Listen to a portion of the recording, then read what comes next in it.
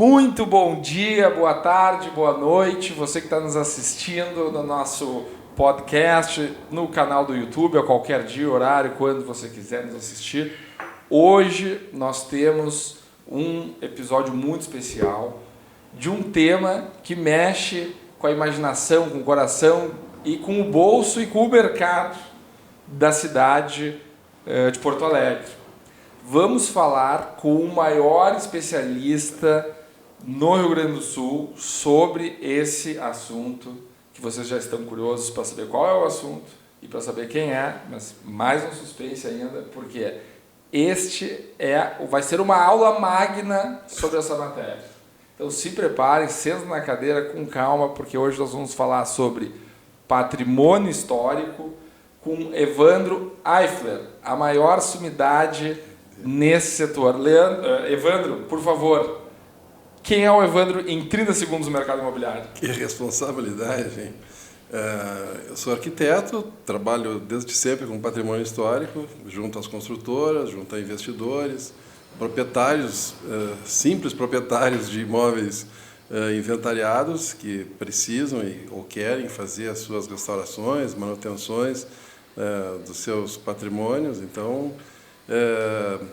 em 30 segundos... Não precisa ser 30 segundos, essa é uma pegadinha que a gente faz, né? Mas, Evandro, tu és arquiteto, mas um arquiteto historiador, de certa forma, né? Como é que começou, essa paixão pela arquitetura e pela história, né? Como é que a gente chegou onde a gente chegou com tanto conhecimento? A minha mãe nasceu na Argentina, ela é da Patagônia, do sul da Argentina, e desde pequeno eu fui para lá com eles, com meu pai, com a minha mãe, visitar os parentes, os tios, enfim. E lá é uma região com muitas peculiaridades. A arquitetura portenha é uma coisa fantástica. E eu ia muito para Buenos Aires, naturalmente, também, que é uma cidade antiga, com um patrimônio histórico riquíssimo. E isso também me carregou, em função de família, para a Europa. Então, desde cedo, eu aprendi a gostar, a visualizar esses detalhes arquitetônicos de teatros, de cemitérios, de museus. Desde muito pequeno, sempre fui a museu, sempre gostei muito de museu, de igrejas, de assistir. Aqui não é comum, infelizmente, mas em Buenos Aires, em Europa, é comum tu assistir concertos de música clássica dentro de uma igreja, durante a tarde, finais de tarde. Isso é muito comum. Infelizmente, nós não temos essa cultura aqui. E eu gostava muito disso. O pai da minha mãe, o meu avô, era um maestro que trabalhou na OSPA durante muito tempo, maestro Salvador Campanella. E então tudo isso andou de mãos dadas, né? Quando eu comecei a faculdade, e a faculdade tem uma série de cadeiras de História da Arte, História da Arquitetura, isso aí abriu na minha cabeça assim, é isso que eu quero fazer. Eu comecei a olhar ali modelos, exemplos do que se fazia pelo mundo, isso muito longe ainda de internet e conexões, e isso realmente despertou um interesse muito grande em mim. Tu te formou em que ano? Tu estudou na URGS? Eu estudei na Unicinos, me formei em 84, e desde então trabalho com isso. Qual era o cenário de patrimônio histórico? Quando é que começou essa questão de preservação no Brasil e no Rio Grande do Sul? Assim, qual era... Aqui em Porto Alegre, quando eu saio da faculdade, não havia legislação ainda específica sobre o tema. Esse assunto era tratado pela Secretaria de Planejamento Urbano ainda, não havia uma equipe como hoje existe, uma equipe de patrimônio histórico. Então, na verdade, eu acompanhei toda a formação dessa legislação específica, toda a evolução disso tudo, mas nessa época, nos anos 80, zero. Não tinha, existia...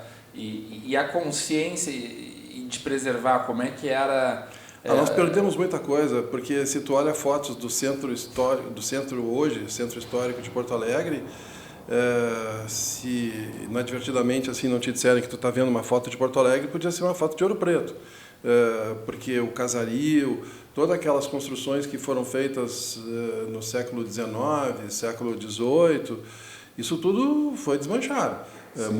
Muito disso, né? Resta muito pouca coisa no centro histórico desta época, né?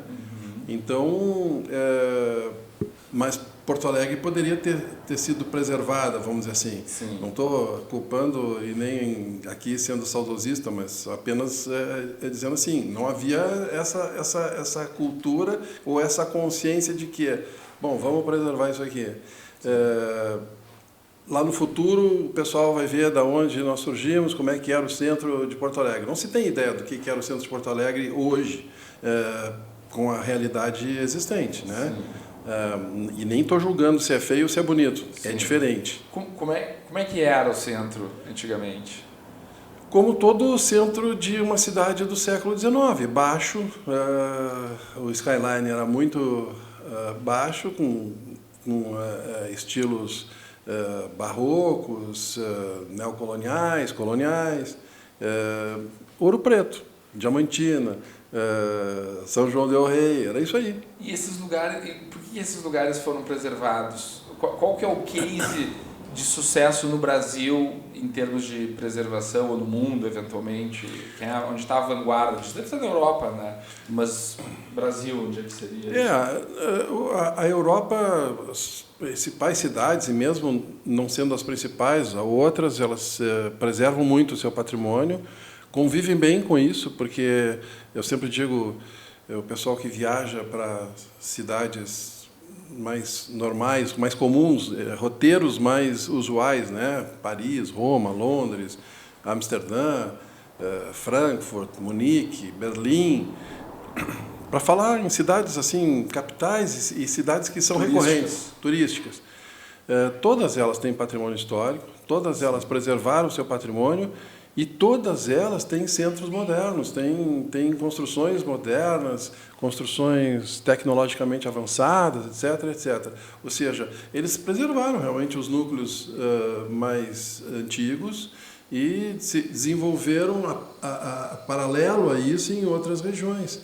Então, tem cidades assim que, na Bélgica, mesmo na Alemanha, que são modernas, tem centro histórico, e tu não imagina, dentro da parte histórica da cidade, que exista uma outra cidade tão moderna assim, a minutos de distância, né?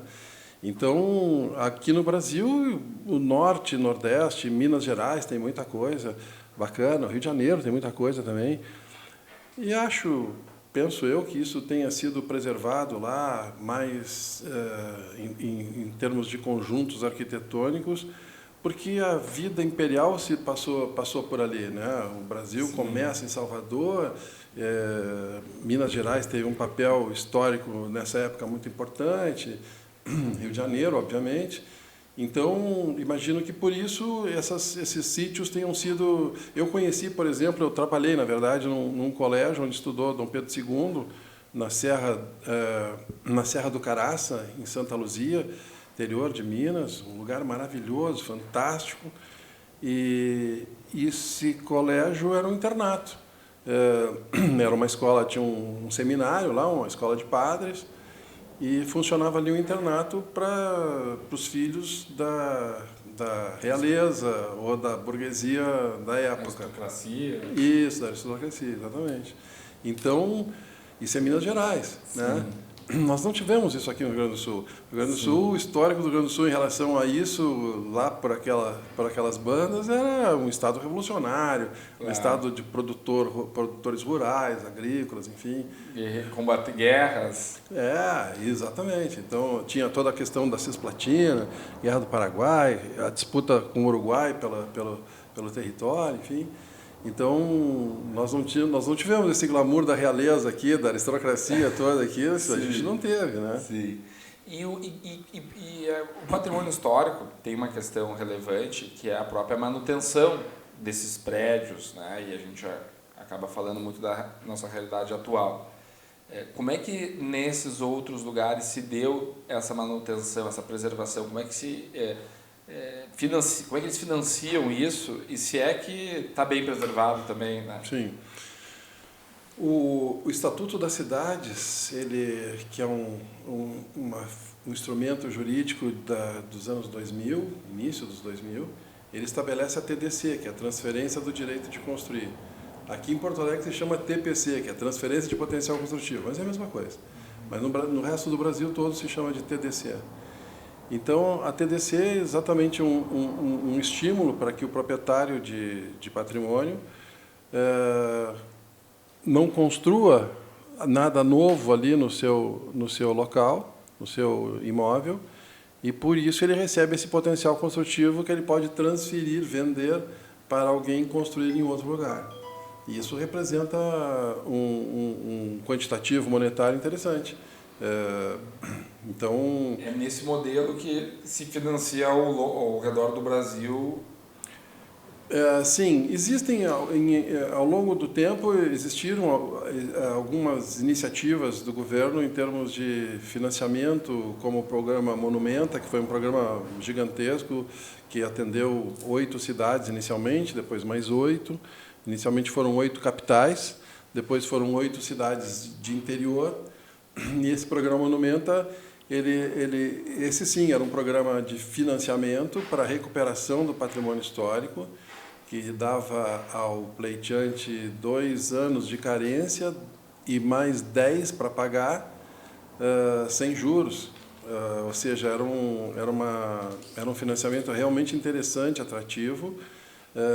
O agente bancário disso, o agente financeiro disso era a Caixa Econômica Federal, através do Ministério das Cidades. E esse programa funcionou muito. Aqui em Porto Alegre, eu trabalhei particularmente em 2 projetos desses do Monumento. Um lá no centro, na esquina da 7 de setembro, com a João Manuel, o antigo Hotel Nacional, e um outro na João Manuel, também, mas um pouco mais acima, um casario bem bacana lá também. Que era, no caso, eram prédios privados. Prédios privados. O Monumento tinha 2 linhas, ela tinha a linha pública e os privados, né? A linha pública era fundo perdido e a privada o cara tinha 2 anos de carência e mais 10 para começar a pagar sem juros. Mas sempre com a obrigação de manter... Sim, o programa era muito detalhado, ele tinha um cronograma de obra e um orçamento prévio que o proprietário tinha que apresentar através do seu responsável técnico, com a especificação perfeita de tudo que ia ser feito ali. Coberturas, instalações elétricas, vidros, hidráulica, fachadas, era tudo muito bem quantificado e detalhado, para que aquele valor fosse repassado para o proprietário. Sim. E, Evandro, tu enxerga assim, a importância da cidade, das cidades manterem o seu patrimônio histórico preservado?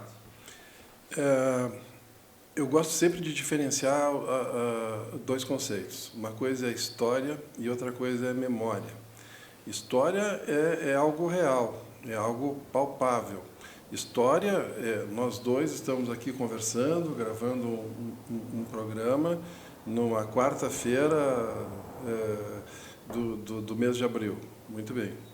Memória é o que tu vai carregar sobre essa conversa. O que eu vou carregar sobre essa conversa, ou sobre as pessoas que vão assistir isso aqui, vão memorizar, guardar para si. Isso é memória.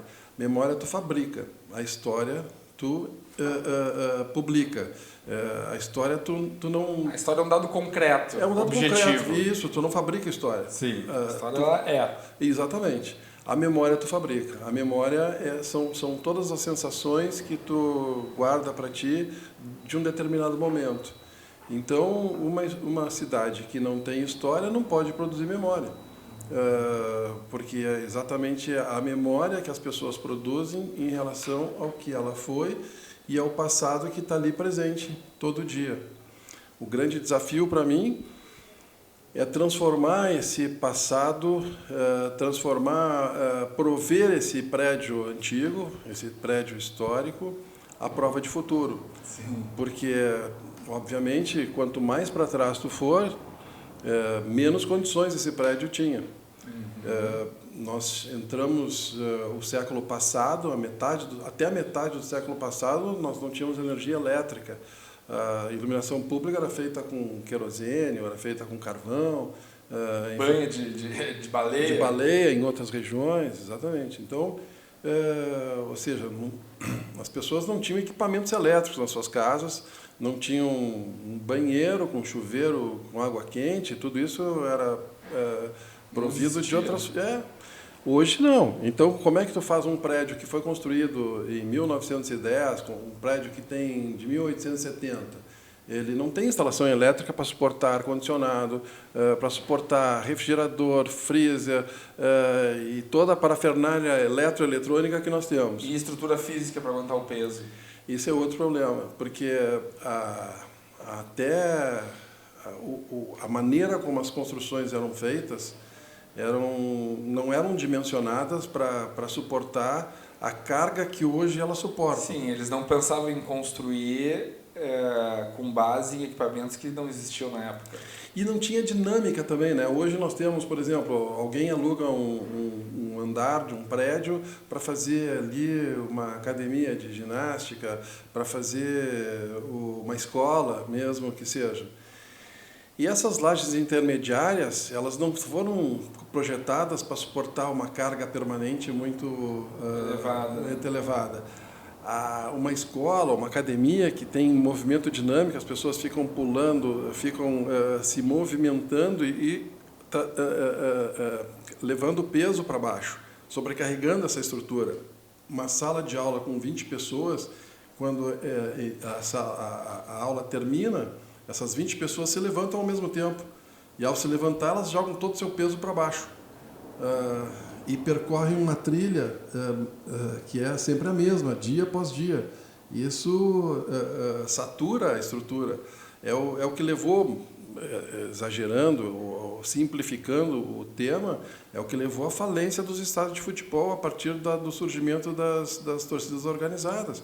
Porque se a gente vê os filmes da Copa de 58, 62, os clubes europeus, torcida com os homens engravatados, de paletó, todo mundo bem vestido, ou vestido de maneira mais formal, sentadinhos, olhando, sorrindo quando sai um gol, se levantando os braços, enfim. Quando surgem as torcidas organizadas, que tu vai pulando ritmadamente o tempo inteiro, no mesmo lugar, tu promove ondas de choque. Isso vai colapsando a estrutura de ferro que tem ali dentro do concreto, e o concreto vai se rompendo, ele vai falindo ao longo do tempo. E por isso, cada vez mais, os estádios iam tremendo antes da Copa do Mundo aqui do Brasil, porque quase todos os estádios foram reformados e alguns até foram deixados para trás, como é o caso do estádio do Grêmio, que foi deixado para trás. O Mineirão foi totalmente reformado, Maracanã, Pacaembu e tantos outros aí. As estruturas estavam condenadas já. Tinham sido feitas por uma outra... As torcidas organizadas acabaram. Movimentaram o mercado imobiliário também. Sim, sim. E isso, em outra dimensão, acontece em prédios urbanos, vamos dizer assim, sim, com escolas, com academias, e com a dinâmica da vida moderna. Tem algum prédio, poderíamos citar, que seja icônico na tua visão, ou que se destaque dos demais, em termos de patrimônio histórico em Porto Alegre, e pela característica histórica dele mesmo, e também um exemplo que tenha sido um desafio especial de manutenção, de fazer essa adaptação para os tempos modernos, para o seu uso atual? Porto Alegre, assim, em termos icônicos, em termos monumentais, alguns prédios me chamam a atenção. A usina do gasômetro tem uma situação geográfica muito especial, porque ela está na ponta da península, ela está na curva do lago, então ela tem uma visibilidade muito bacana, ela tem um pano de fundo que é o horizonte. A chaminé. Isso. Se tu olha do rio, ela tem um pano de fundo que é a colina, cheia de prédios de todas as épocas que estão ali atrás.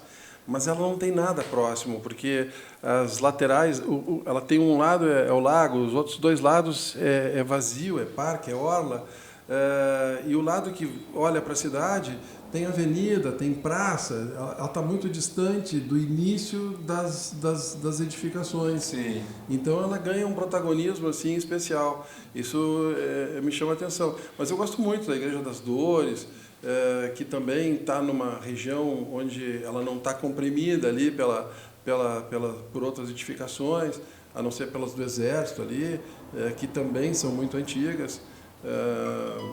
Igreja das Dores, o gasômetro. O Palácio Piratini, o que tu acha? Eu acho interessante, mas eu particularmente eu não comungo muito com essa ostentação do palácio de poder, né? Sim. Eu não acho isso assim uma coisa Tão charmosa. Não me atrai, não me atrai. Na própria Duque, mais adiante um pouco, tem o Museu do Júlio de Castilhos. Sim. Aquela casa é uma casa de patrimônio histórico. Sim, né? sim. Por que ela tem patrimônio histórico já fazendo essa pergunta para entender o que são as características que caracterizam? Tá. A casa do Júlio, ele morou ali, o Júlio de Castilhos morou ali. Morou ali, bom, já é um ponto histórico só por isso. Ali né? tem a cama dele, tem algumas roupas que ele usou na época, enfim. Então, e como ele foi uma figura da época do positivismo, que é um icônico no estado. Isso. Né? Então, aquilo ali, o imóvel para ser considerado histórico em Porto Alegre, ele tem que atender a 3 de 5 instâncias, como eles chamam, né?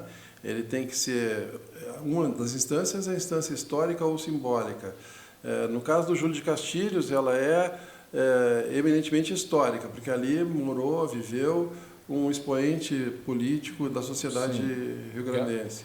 Mas ele pode ser simbólico também, ele pode não ter esse valor histórico, mas o simbolismo é o que a sociedade enxerga naquele imóvel. Por vários motivos, pode ser... Ali pode ter sido funcionado a banca do Zezinho, que era um cara bacana, que se dava com todo mundo, etc, etc. Aquilo ali é um simbolismo para aquela rua, para aquela região, porque é referência. Ela tem esse valor estruturante por ser uma referência... Seria a memória. A memória afetiva. A memória afetiva e coletiva. Exatamente. Certo. A outra instância é a instância técnica. O imóvel pode ter protagonismo por ter tido ali inovações na construção, nos materiais que foram importados ou da forma como eles foram utilizados, a estrutura que foi empregada ali naquele prédio, se teve alguma inovação. Isso dá um valor técnico de técnica construtiva ou de materiais para aquele imóvel. Ele pode ter valor paisagístico, que é o seu valor estruturante dentro da paisagem da rua, da região, do quarteirão, pela sua dimensão, pela sua beleza, pela sua combinação de arquitetura com vegetação, com paisagismo, topografia do terreno, implantação, o tipo de implantação que ele tem em cima do terreno, a visualização que as pessoas têm desse imóvel da rua, isso tudo empresta esse valor estruturante para a paisagem local. O outro valor é o valor tipológico, o valor morfológico, que é o estilo da casa, a forma como esse estilo se expressou, a forma como o arquiteto se expressou através daquele estilo, com a sua decoração, com a sua parcimônia na decoração, ou até com a ausência da sua decoração, como é o caso de alguns estilos modernistas, racionalistas, proto-modernistas, enfim. Seria a questão mais arquitetônica no sentido estético. Isso, assim, sim. Do período, do valor, do período da arquitetura, do seu tempo. Sim. Então, em Porto Alegre, um imóvel é classificado como de valor de patrimônio histórico se ele atende 3 dessas 5... Vamos lá, a gente falou... O valor Faltou histórico... conjunto. O conjunto é caracterizado pela presença de 3 imóveis de estilo similar, de mesma tipologia, ou mesma época. Isso caracteriza um conjunto arquitetônico. Uhum.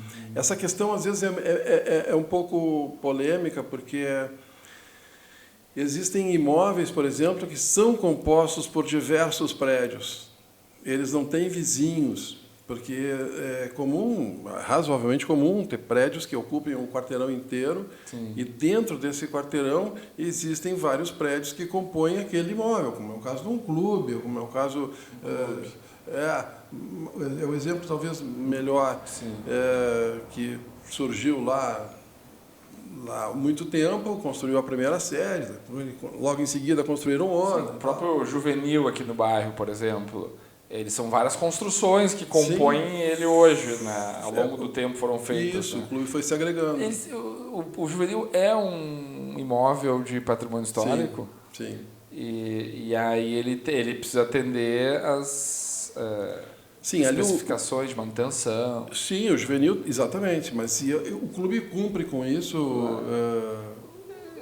Sim, o IPTU ele já não paga porque é clube, eu estava pensando aqui, né? Porque o fato do imóvel listado como patrimônio histórico gera direitos e obrigações. Sim. Né? E uma delas pode até chegar a ser isenção do IPTU. Né? Os prédios tombados não pagam IPTU. Os prédios tombados. Em Porto Alegre tu tem 3 classificações. Tem os prédios tombados, os prédios classificados como de estruturação e os prédios classificados como de compatibilização. Qual que é a diferença? A diferença, o compatibilização, na verdade, a prefeitura ela não tem, o recado que ela diz é o seguinte: eu não tenho interesse no prédio que está ali em cima.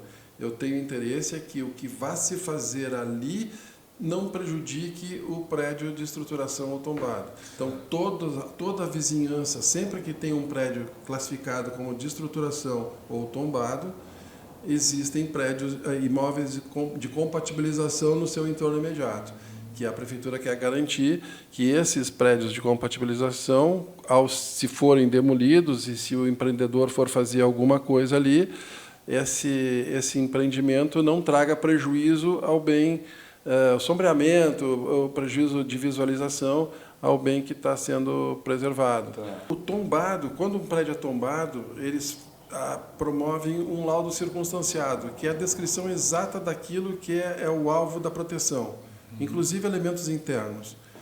O estruturado, a prefeitura promove uma ficha de inventário, onde ela descreve esse imóvel com as suas características, com seus valores patrimoniais, com as suas peculiaridades,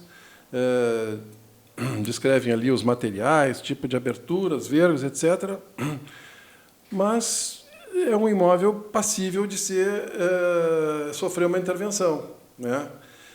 Eu até comento que, às vezes, é mais fácil tu fazer uma intervenção num prédio tombado do que no estruturado, porque no tombado já está escrito o que tu pode ou não pode fazer. E no estruturado, não. No estruturado, tu vai propor, olha, eu preciso, ou quero, desejo fazer tais e tais intervenções para que viabilizar o meu negócio, viabilizar o meu empreendimento. Então, se faz uma análise prévia, se faz um estudo de viabilidade, onde a prefeitura analisa, negocia o que é possível ou não fazer, e aí o empreendedor decide se vai em frente ou fica por ali.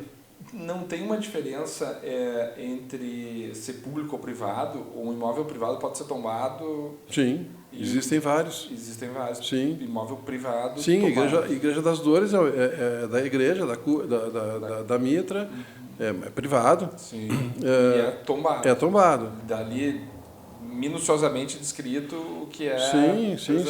Sim. Existem outros exemplos. Tem a Casa Boni, na Marquesa do Pombal, também é um imóvel privado, que foi tombado. Existe o próprio o antigo Hotel Nacional, é um imóvel tombado. Aqui na nossa rua, aqui na Santo Inácio, o Paço Santo Inácio, por exemplo, ele é... Estruturação. Sim. Então, ele não foi exaustivamente detalhado aquilo que poderia ou não ser feito, digamos. Até porque foi um imóvel residencial, né? Se a gente olhar esses prédios tombados, o imóvel... Eu não sei exatamente até que ponto isso é rigorosamente regra jurídica, tá? Sinceramente, eu não vou saber te precisar isso, mas O imóvel privado tombado, ele normalmente acontece quando existe risco de perda.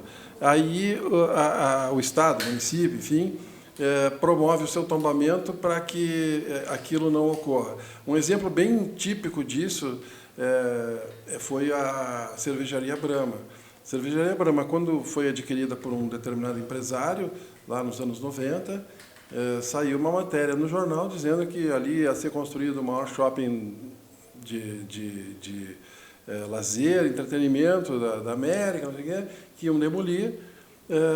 2, 3 dias depois estava tombado, para que isso não acontecesse, né? Então, e o fato dele ter sido tombado não impediu que fosse feito o empreendimento. Sim, só que vamos devagar. Entendi. Teve um outro caso que a gente participou também, que o imóvel, a casa foi tombada porque uma neta do proprietário que tinha falecido não concordava com a ideia dos seus tios, enfim, dos seus parentes, em demolir a casa. Ela tinha uma memória afetiva, a casa realmente tinha valor arquitetônico, histórico, etc. E ela promoveu uma denúncia ao Ministério Público, o Ministério Público impediu que essa casa fosse demolida. Ela tinha um alvará de demolição já, e o Ministério Público impediu que essa casa fosse demolida e ela foi tombada, para que não tivesse o risco dessa perda, né? Sim. Mas o tombamento espontâneo de um imóvel privado eu acho muito improvável, né? E o que se diz também, e eu não sei até que ponto isso é verídico ou é lenda, o que se diz é que os imóveis públicos que são tombados têm uma razão principal de evitar que algum mandatário eleito que tenha desgosto, não tenha exatamente essa visão esse apreço todo, mas de demolir aquele prédio velho para construir algo mais novo, mais moderno. Então, isso se comenta bastante. Assim, o prédio público é tombado para evitar que alguém se eleja aqui e resolva detonar com o prédio porque acha feio, porque acha fedorento, porque é mofado, sei lá o que é. São questões de manutenção. Antes de nós entrarmos na situação atual que permite uma série de vantagens para o detentor de imóveis listados em patrimônio histórico, é uma questão bastante polêmica, né? E até porque permeia um certo grau de subjetividade, mas ocorreu uns anos atrás em Porto Alegre um movimento de listagem de uma série de imóveis, que a listagem seria algo que não é nem tombado, nem estruturado, nem de compatibilização. É uma reserva, digamos assim, que a prefeitura faz, e aconteceu no bairro Petrópolis, uma série de imóveis foram classificados. O que significa ser o imóvel listado, como é esse processo, e como é que terminou essa história? Listagem e inventário são sinônimos. Listar ou inventariar é a mesma coisa. Tombado, estruturado ou compatibilização é a categoria de preservação daquele imóvel. Cada município no Brasil é soberano para definir as suas regras, vamos dizer assim. Então, aqui em Porto Alegre nós temos essas 3 categorias. Em São Paulo existem 6 categorias. Eles chamam lá de P1, P2 até P6. Que se diferenciam por algumas peculiaridades. Por exemplo, aqui estruturação é estruturação. Ok. Em São Paulo, estruturação seria P2, P3 e P4, porque é um prédio histórico que tem valor inventarial que não pode ser mexido, ou que pode ser pouco mexido, ou que pode ser muito mexido. Eles especificam melhor o grau de preservação que aquele imóvel deve ter.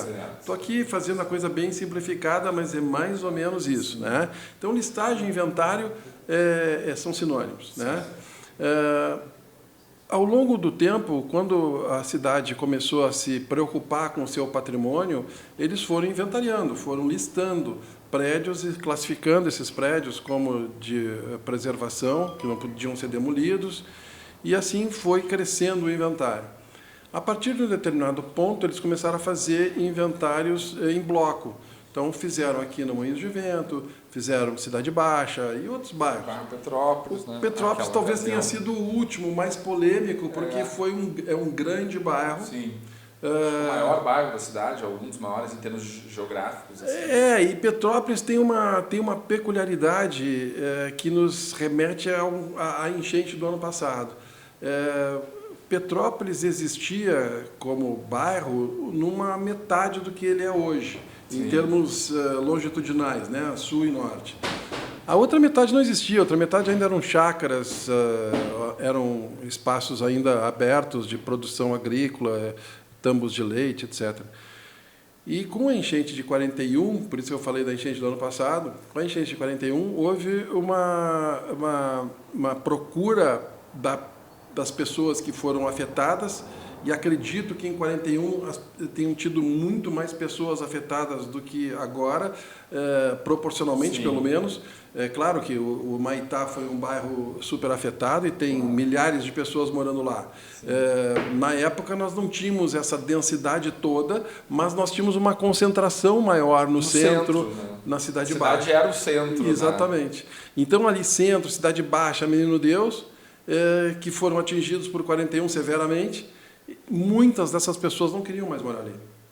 E queriam morar em lugares altos, onde, se isso acontecesse novamente, pudessem ficar resguardados. E aí foi que Petrópolis teve um crescimento assim absurdo. A Caixa Econômica Federal abriu um loteamento nos terrenos, basicamente, do Chilencus, e ali fizeram um clube, Petrópolis, e fizeram, até hoje, tem muitos imóveis, casas que tu olha na matrícula e está ali ainda, casa originalmente pertencente à Caixa Econômica Federal. Caixa Federal, porque a Caixa Federal era proprietária de tudo aquilo e foi vendendo de forma financiada para as famílias. A Caixa construiu as casas Sim. e foi vendendo para fazer esse movimento habitacional. Isso. E foi um caso de sucesso, assim, deu super certo, os lotes, as casas foram vendidas rapidamente e o bairro foi ocupado de uma forma quase que simultânea, vamos dizer, na mesma época. Bem, quando fizeram o inventário de Petrópolis, inventariaram, sei lá, 600, 700, sei lá quantos imóveis, são uma quantidade enorme. Toda essa geração de casas. Exatamente. E, óbvio, em todo movimento brusco, impactante, né? Ele gera concordâncias e discordâncias. Então, houve ali alguns grupos que não concordavam, outros que concordavam, e essa discussão se prolongou por diversos anos. Né? Esse inventário foi revisto, foi feito e refeito, até chegar ao ponto que nós estamos hoje. O que, digamos, de 600 casas originalmente, ou 800 originalmente bloqueadas... baixou pela metade. Baixou pela metade. Sim, mais ou menos, a grosso modo. Sim, a grosso modo. Que aí pegaram as que se preenchiam de forma mais intensa esses 5 critérios. Sim. Petrópolis ainda é aquilo que a gente estava falando do centro, que tinha essa peculiaridade de vila antiga, vila colonial e tudo mais. Petrópolis tem muitas ruas, ou pelo menos algumas ruas, que ainda mantêm uma face de quarteirão dessa época. Tu vai de esquina a esquina e ainda ela está recheada de casas dessa época, todas com a mesma tipologia, volumetria, formando uma ambiência interessante. E isso, num determinado momento, foi o mais valorizado por alguns técnicos da prefeitura, que é a ambiência que aquela rua promove. Conjunto. Manter pelo menos uma rua o mais parecido com aquilo que ela foi e não especificamente um imóvel. Sim, porque, agora, óbvio, isso é uma coisa assim, a população em geral, o público em geral, não domina esse tipo de assunto e muita gente não entende por que uma casa é preservada, qual é o valor que tem aquilo. Eu não acho aquilo feio, eu não acho aquilo bonito, eu não acho aquilo interessante. Bem, tirando a subjetividade, a gente tem que tem que trazer para análise alguns elementos, como memória afetiva, qual é o valor que tem aquilo para aquela área, para aquela região, para aquele momento. E, claro, isso aí também, em muitos casos, entra tecnicamente uma análise arquitetônica da morfologia, da tipologia daquele imóvel, qual a importância de se manter uma casa que é um representante de um estilo, um determinado estilo arquitetônico, porque os estilos arquitetônicos contemporâneos, vamos falar assim, e o Brasil é um exemplo, em qualquer cidade, é um exemplo muito bom para se trabalhar esse tipo de tema. Os estilos eles foram sendo alterados, eles foram, vamos dizer, sofrendo mutações através dos anos, através das décadas, pelo gosto do seu proprietário, que encomenda para o profissional: eu quero uma casa tipo isso, tipo aquilo, eu gosto dessa casa desse estilo, mas eu queria mais isso ou menos aquilo. E muitos profissionais atendem o gosto do cliente. Claro. Provavelmente tu não teria condições de falar isso para um arquiteto renomado e tal. Sim. Eu vi uma entrevista uma vez do Oscar Niemeyer, se não me engano foi para o Jô Soares, mas não importa também para quem foi. E o jornalista pergunta isso para o arquiteto, né? Se tinha alguma casa que ele tinha uma referência boa de memória, ou que ele tinha tido o maior prazer em fazer, etc. E ele comenta uma casa que ele tinha feito para um casal, que ele tinha muito apreço, era até um amigo dele. O cara ficou satisfeitíssimo com a casa, com o resultado, não opinou, obviamente, o arquiteto teve total liberdade para projetar, e a casa foi construída de acordo com o que ele projetou. Sim. Mas aí ele conta que a esposa do amigo convida ele, certo tempo depois, para ele conhecer a casa pronta, mobiliada, equipada, para compartilhar um jantar. E aí ele vai, e o jornalista pergunta para ele: e aí, Oscar, o que você achou da sua casa? Uma merda. Ela rechou de quadro, de sofá, de poltrona, a gente tinha que se andar escapando da mesinha.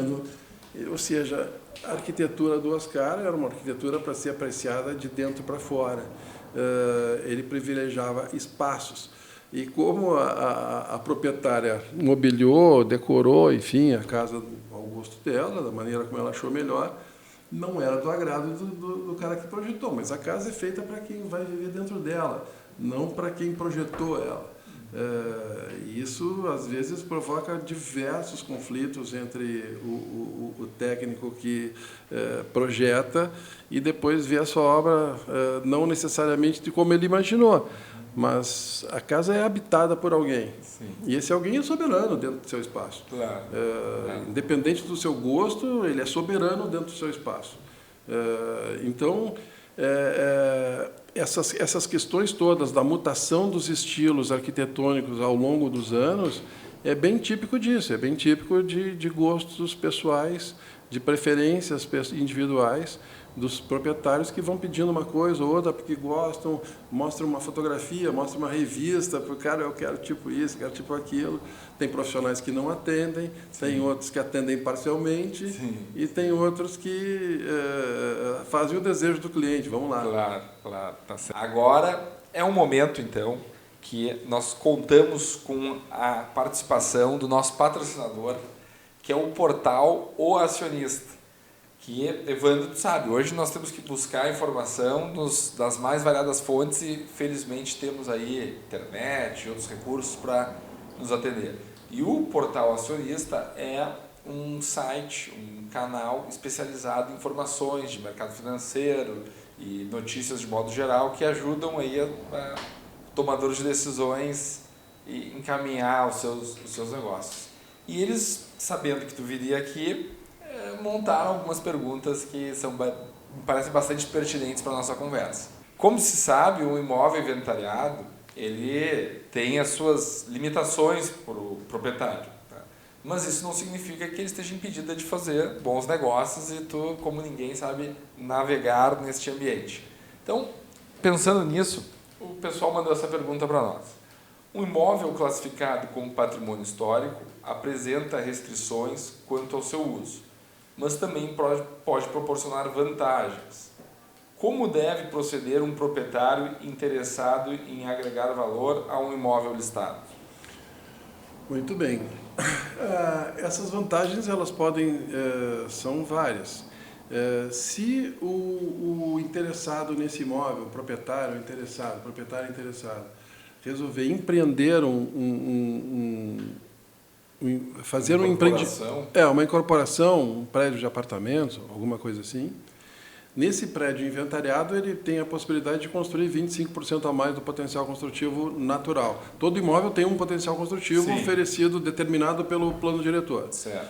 Então, nesses imóveis classificados como patrimônio histórico, esse potencial é acrescido de 25% para que ele promova esse empreendimento ali, mantendo o patrimônio histórico preservado. Então, digamos assim, o proprietário tem uma casa e que não ocupa todo o terreno. Isso. Aí, na parte do jardim, enfim, uma vez preservada o imóvel listado, se ele poderia fazer, digamos, 10 apartamentos de 100 metros quadrados, agora ele pode fazer 12. Exatamente.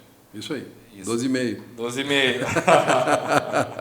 Então, ele pode comprar imóveis ao lado, ao fundo, enfim, compor um empreendimento, porque os imóveis de compatibilização, sendo agregados ao de preservação, de estruturação, que tem esse direito ao tombado, esse todo recebe esse mesmo multiplicador. Então, por exemplo, tem uma matrícula, aí pega a matrícula do lado, mais outra, e unifica tudo na mesma matrícula, a vantagem... Isso, eu não vou tirar, eu vou usar o meu patrimônio histórico com 25% a mais ali. Tem outras vantagens, do tipo poder construir 9 metros a mais, ter uma flexibilização para recuos laterais e de fundos, bacia de amortecimento, enfim, tem uma série de... Tu diria que essa foi uma forma inteligente que foi encontrada para gerar um valor adicional que possibilite a preservação daquele patrimônio? Sim, sem dúvida. E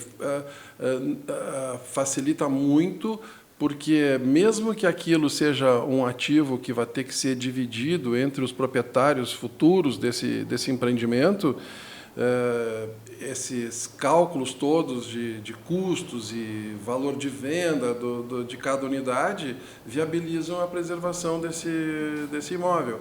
E, óbvio, é muito mais fácil um imóvel ser preservado dividindo essa responsabilidade por 20, 30, 40 proprietários do que por um. Sim, né?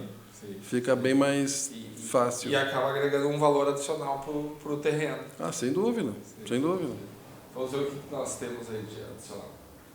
Agora, as contrapartidas oferecidas pela Prefeitura podem elevar substancialmente a rentabilidade de uma incorporação imobiliária no imóvel de patrimônio histórico. Quais são os principais gatilhos para essa valorização? Acredito que seja essa possibilidade, esse plus que se pode ter para a construção, né, para o aumento. Uma dúvida, o imóvel que está lá já tombado ou estruturado, enfim, digamos que ele tem uma área de 300 metros quadrados, ele conta nessa área construtiva? Essa área é isenta. Então, além dos 25%, isso, e dos 9 metros, a área que está construída lá não conta, é de graça. Isso, assim. Ela é bonificada, vamos dizer assim. Bonificada dentro do... Isso, ela não deprime o potencial construtivo do empreendimento. Sim, o cara não vai deixar de... ele não vai deixar de construir 300 metros porque está preservando uma casa de 300 metros. Não, sim. Esses 300 metros continuam existindo ali e ele pode botar lá. E a legislação do patrimônio histórico, assim como tudo, vai evoluindo ao longo do tempo. Sim. E recentes mudanças legislativas, está uma coisa ligada à outra, porque hoje a gente tem vários empreendimentos aqui, né? Não, eu acredito que sim, acredito que tenha havido algum incremento exatamente por essa possibilidade de se construir mais. Quanto mais valorizado é o bairro, e é o caso do Moinhos de Vento, que é um bairro muito valorizado, o chão custa caro, o metro quadrado construído custa caro, ou se não custa caro, custa mais do que em outro lugar. Né? Então, óbvio, se eu vou construir uma casa, se eu vou comprar um imóvel de preservação e eu posso construir mais dentro desse solo, eu vou ter uma vantagem maior. Pessoal, o Portal Acionista nos mandou uma outra pergunta. Como Porto Alegre está em termos de patrimônio histórico, preservação e legislação em relação a países mais desenvolvidos nesta matéria, como os europeus, por exemplo? Essa relação é bem complexa, vamos dizer assim, e diversa. De cravar um resultado. É muito difícil fazer essa comparação, porque cada cidade tem o seu elenco de regras próprias, e muitas delas são diferentes entre si. Sim. Então seria injusto até fazer uma comparação, dizer que Porto Alegre é melhor ou pior, ou está mais desenvolvida ou menos desenvolvida, porque são peculiaridades culturais, fundamentalmente. Hoje nós estamos vivendo uma situação que não tem necessariamente não tem a ver com patrimônio histórico. Na Europa, Barcelona, outras cidades como Amsterdã, enfim, estão fazendo movimentos contra o turismo do Airbnb, porque o turismo em massa está prejudicando a cidade. Morador, né? Isso, está prejudicando inclusive o mercado imobiliário, porque por locações, inclusive lá eles desenvolveram um sistema de uma caixinha que o proprietário não tem nem contato com o locador, o locatário. O cara vai ali, recebe um código quando chega na cidade, o cara vai ali, abre a caixinha, tira a chave, entra no imóvel e depois vai embora. Então, eles acabaram com essas caixinhas, a municipalidade acabou com essas caixinhas, enfim. Mas eu estou comentando isso porque esses regramentos, essas recusas ou esses incentivos, eles são muito, muito diferentes de uma cidade para outra. Sim. Isso tem a ver fundamentalmente com cultura, como tu enxerga a coisa, como o morador que é como eu digo, assim como o cara é soberano dentro da sua casa, ele também deveria ser soberano dentro da sua cidade. Né? E também, penso eu, existem diferentes, não digo utilidades, mas objetivos em termos da cidade. Por exemplo, Gramado, né? Uma cidade turística, né? Então também não, acho que não é bem a questão de patrimônio histórico, mas questão de plano diretor, e tem um projeto arquitetônico que os imóveis precisam remeter a um determinado tempo, a uma determinada localização. Numa determinada região existe um engessamento desse regramento arquitetônico. Porque o foco ali, na verdade, é ser uma atração turística. Sim. Né? Sim. E daqui a pouco, numa cidade como Porto Alegre, o foco não é morar, é residir, é trabalhar, viver. Se a gente fosse fizesse aqui um exercício de imaginação e fosse projetar Gramado para daqui a 100 anos, por exemplo, provavelmente nós teríamos uma situação semelhante a uma cidade europeia, onde tu teria um núcleo de preservação, que é aquele núcleo original, com aquele estilo, com aquelas peculiaridades de inclinação de telhado, fachadas, etc., etc., e teríamos todo um entorno extenso onde vale tudo. E eu acho até que Gramado pode estar caminhando para isso, porque a cada ano são inaugurados novos empreendimentos de entretenimento, o mercado imobiliário vai construindo, vai investindo em construções que não têm necessariamente aquele estilo alpestre, alpino, seja lá o nome que se queira dar para essas peculiaridades arquitetônicas que foram trazidas pelos imigrantes e que, num determinado momento, era um grande atrativo de Gramado. Sim. Eu não sei nem se hoje é esse o atrativo, porque o grande atrativo, imagino, assim, o frio, a neblina... vamos estar lá, independente da... E vamos brincar, vamos para os empreendimentos, para os parques temáticos se divertirem. Claro. E vão comer bem, vão beber, etc., etc. Mas o que foi antes o foco principal, que eram as hortênsias. Gramado surge como grande destino turístico com as hortênsias, porque o prefeito lá dos anos 60 viu isso lá em Portugal, nos Açores, enfim, numa ilha lá, numa viagem turística que ele fez, achou aquilo interessante e resolveu implementar isso ali na Serra. E o arbusto se deu muito bem, etc., e a partir dali, mas além disso, tem uma ambiência, a cidade interessante, os cafés coloniais, começou mais ou menos dessa forma. E hoje isso não é mais o foco. Sim. Tem atrações, tem muito programa infantil. E, Evandro, por exemplo, na Europa, não sei se isso impacta também, na Europa, a maioria dos países não tem mais assim crescimento demográfico, né? O crescimento demográfico populacional é um fator que interfere na preservação, onde tem mais crescimento, mais demanda por verticalização, tem mais dificuldade de manter, onde não tem é mais fácil ou não necessariamente? A verticalização, ela é produto de um conceito urbanístico, né? Mais do que tudo, esse é o grande, para mim, é a grande palavra, assim, o grande termo para uma cidade é urbanismo, legislação urbana, conceito de urbanismo, do plano diretor, planejamento urbano. Isso é fundamental e pouco se discute sobre isso. Seria o plano diretor o local de discutir isso, de concretizar isso? Sem dúvida, sem dúvida. Então, a verticalização, a horizontalização de uma cidade é o conceito que essa cidade faz de como ela vai se organizar. As suas zonas de uso, de atividades mais restritivas, menos restritivas, densidades populacionais por região, vão ter controle, não vão ter controle, tudo isso é planejamento urbano. Então, o crescimento demográfico ele pode ser atendido, vamos dizer assim, resolvido, gerido com um bom planejamento urbano. Mas o que é um bom planejamento urbano? É o que aquele grupo de pessoas que mora naquela cidade entenda como bom para si. Não existe uma verdade absoluta. Existem diversos exemplos de cidades, diversos, com conceitos diferentes e que deram certo. O que pode dar certo num lugar pode dar errado no outro. Agora, o problema é não ter planejamento ou ter um planejamento circunstancial. Hoje vamos fazer isso, amanhã vamos fazer aquilo, mas não que eu esteja pensando no amanhã fazer aquilo. Amanhã eu vou pensar numa outra forma de resolver um problema que está surgindo. Sim. Como um grande fluxo de pessoas chegando na minha cidade. Que não é, no momento, o caso de Porto Alegre. Porto Alegre está perdendo população. Exatamente.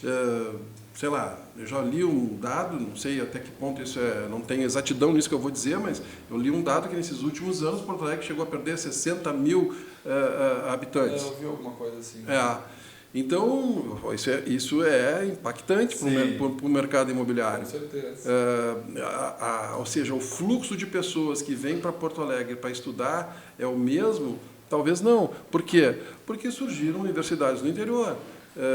Surgiram mais universidades no país e existem cidades mais atraentes que Porto Alegre, sem dúvida. De acordo com o teu gosto, com o meu estilo de vida, eu vou procurar um lugar melhor para estudar, para trabalhar, que me atenda melhor às minhas expectativas. Mas há mais tempo atrás tu não tinha todas as opções. Sim. Hoje tu tem. Sim. Então isso influencia muito nesse processo migratório de troca de população entre cidades. Mas ainda Porto Alegre é um polo de atração do interior, porque é uma cidade que tem uma estrutura que nenhuma outra cidade, ou poucas cidades do interior têm. Então ainda muita gente vem à capital para fazer coisas que não consegue fazer ou que não tem possibilidade de fazer no interior. Sim. Investem em imóveis por causa disso. Com certeza. Mas vamos dizer assim, essa dinâmica poderia ser mais forte, poderia ser mais intensa na medida em que Porto Alegre pudesse ter mais atrativos. Vamos dizer assim, essa modernidade, esse estilo de vida diferente, o que vem sendo alterado pelas condições que são oferecidas ou que são possíveis de serem alcançadas, essa cidade ela tem que ter a necessária agilidade para atender todas essas mudanças, todas as alterações que as pessoas podem ter acesso. Sim. E na medida em que ela vai ficando para trás, ela vai perdendo população. Sim. Por segurança, por atrativo turístico, natureza, escola, por aí vai. Claro. Tá bem. Bom, gostaria de agradecer, Evandro, a tua presença, agradecer quem está aqui nos assistindo, a aula magna aqui que a gente teve sobre a matéria, o Evandro, que é a grande autoridade sobre patrimônio histórico aqui em Porto Alegre, no Rio Grande do Sul, e eu gostaria de passar, Evandro, para as tuas palavras finais. Eu agradeço a oportunidade aqui de expor o tema. Patrimônio histórico sempre é um tema importante, na minha opinião, fundamental para a nossa vida como ente urbano, né? e esperar que as pessoas tenham interesse nisso e procurem se informar mais a respeito disso, procurem te perguntar mais e a outros influenciadores para que esse tema seja mais dominado pelo público em geral. Mas muito bacana participar, muito obrigado. Legal, é isso aí, pessoal. Vamos se informar que patrimônio histórico está dentro da nossa cidade e da nossa vida. Muito obrigado a todos, obrigado, Evandro, pessoal, valeu, até mais, tchau.